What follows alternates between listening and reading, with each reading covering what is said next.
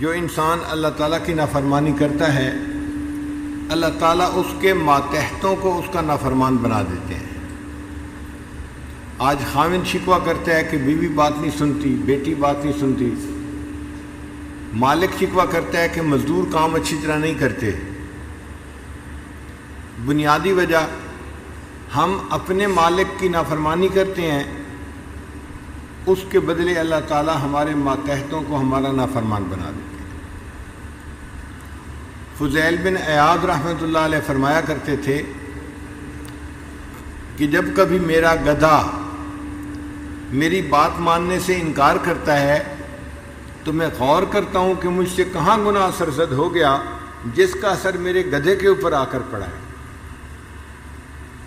تو آج جو اولاد کے شکوے کرتے ہیں نا، حضرت دعا کریں، بچے تو افلاطون بنے ہوئے ہیں، کوئی سننے کو تیار نہیں ہے بات، ہم اللہ کی بات سننے کو تیار نہیں، اولاد ہماری بات سننے کو تیار نہیں۔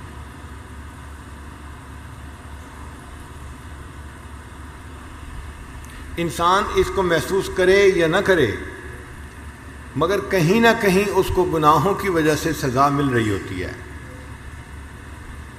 بنی اسرائیل کا ایک عالم تھا، گناہ میں ملوث ہو گیا۔ اب چونکہ عالم تھا وہ ڈرتا بھی تھا، مگر نفس ایسا موٹا تھا کہ وہ گناہ کروا دیتا تھا، تو گناہ کرتا بھی تھا اور ڈرتا بھی تھا کہ کہیں میں سزا میں گرفتار نہ ہو جاؤں۔ 4-6 مہینے اسی طرح گزر گئے۔ ایک دن دعا کرتے ہوئے اس نے دعا مانگی کہ یا اللہ، میں 6 مہینے سے گناہوں میں مبتلا ہوں اور آپ مجھے کتنی ڈھیل دے رہے ہیں کہ ابھی تک آپ نے مجھے سزا نہیں دی۔ تو اللہ تعالیٰ نے اس کے دل میں بات ڈالی کہ میرے بندے سزا تجھے مل رہی ہے، تجھے اس کا احساس نہیں ہے۔ تو وہ بڑا حیران ہوا، مجھے اس گناہ کی کون سی سزا مل رہی ہے؟ تو پھر بتایا گیا کہ جب سے تو نے یہ گناہ کیا ہے ہم نے رات کے آخری پہر کے مناجات کی لذت سے تمہیں محروم کر دیا ہے۔ پھر اس کو محسوس ہوا کہ جب سے گناہ کرنے لگا ہوں مجھے کبھی دعا مانگتے ہوئے رونا آیا ہی نہیں ہے، دل سخت ہو گیا تھا، آنکھیں خشک ہو گئی تھی۔ وہ اس کو سزا ہی نہیں سمجھ رہا تھا اور اس کو سزا مل رہی تھی۔ یہ کوئی دنیا کا نظام نہیں ہے کہ جس میں خرابی کا اندیشہ ہو، یہ اللہ کا نظام ہے، فول پروف نظام ہے۔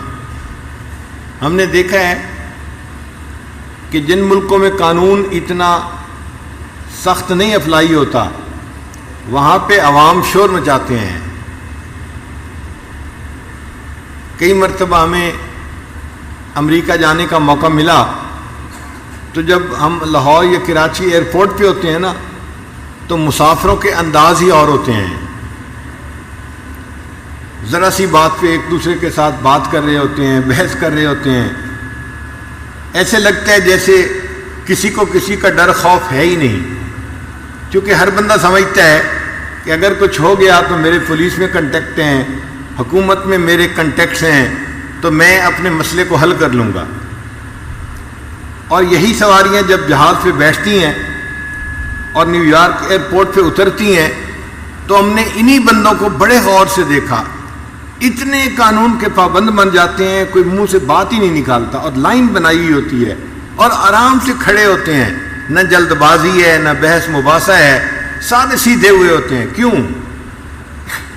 اب ان کو پتہ ہے کہ یہاں قانون کی گرفت ہے، اگر ہم کچھ کریں گے تو ہمیں فوراً سزا ملے گی، تو سزا ملنے کے ڈر سے انسان قانون کی پابندی کرتا ہے۔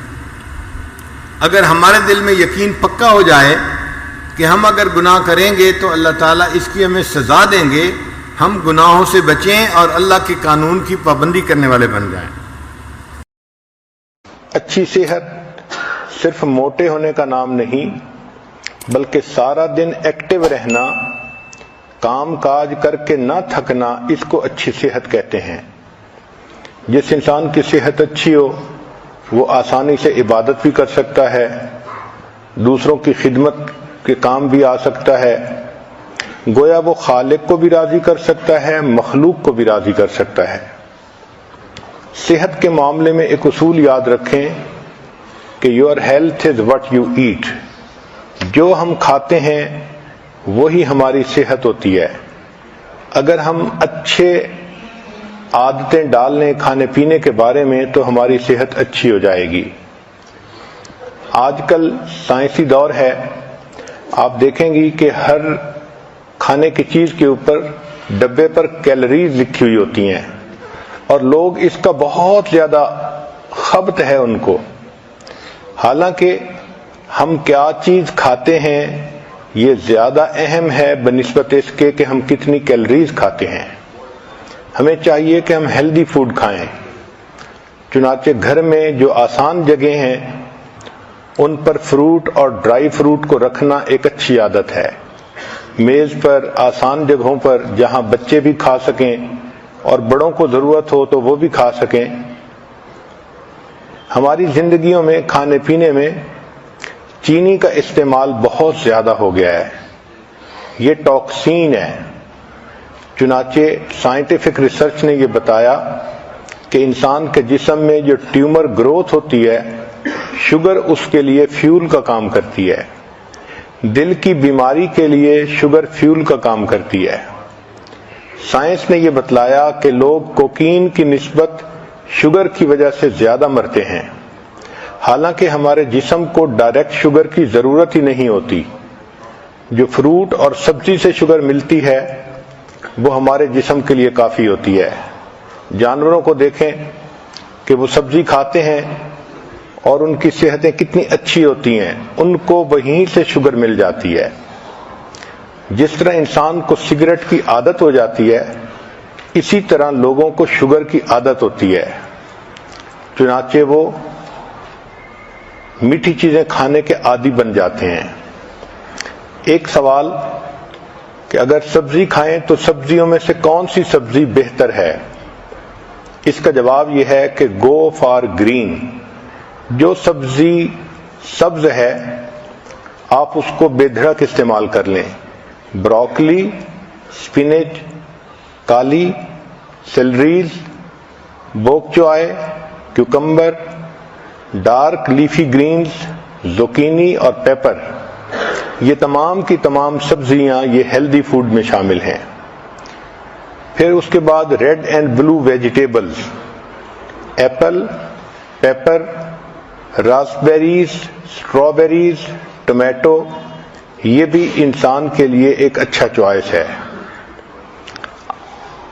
اگر آپ اپنے کھانے پینے پہ غور کریں تو we are addicted to carbohydrates, جیسے white bread, white rice, pasta, یہ تمام چیزیں کاربوہائیڈریٹس ہیں، اور اس کی وجہ سے ہماری صحت زیادہ خراب ہوتی ہے۔ موٹاپے پر جتنی ریسرچ کی گئی تو پتہ یہ چلا کہ موٹاپا فیٹ کھانے کی وجہ سے نہیں ہوتا، کاربوہائیڈریٹس کھانے کی وجہ سے ہوتا ہے۔ ہمیں چاہیے کہ ہم کاربوہائیڈریٹس کو ویجیٹیبل اور فروٹ کے ساتھ ریپلیس کریں۔ کھانے پینے میں ٹائمنگ کا بھی بہت دخل ہے۔ اگر آدمی بھوکا ہو تو دیکھا ہے کہ اس وقت اس کو جو چیز مل جائے وہ کھا لیتا ہے، چاہے اس میں کریم ہو اور چاہے وہ ہیلدی فوڈ نہ ہو۔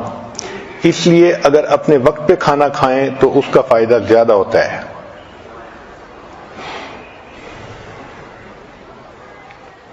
جب انسان دوسرے آدمیوں کے ساتھ کھانا کھاتا ہے تو پہلا بندہ جو آرڈر کرتا ہے اس سے کھانے کا ایک نارم سیٹ ہو جاتا ہے۔ تو کوشش کریں کہ جب آپ مل کے کھانا کھا رہی ہیں تو آپ خود پہل کریں اور سیلڈ سے شروع کریں یا فروٹ سے شروع کریں تاکہ باقی لوگ بھی ہیلدی کھانا کھائیں۔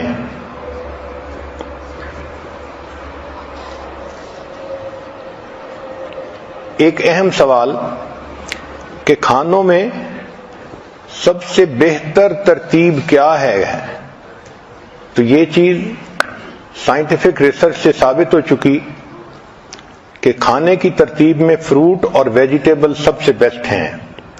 چنانچہ ایسپیریگس،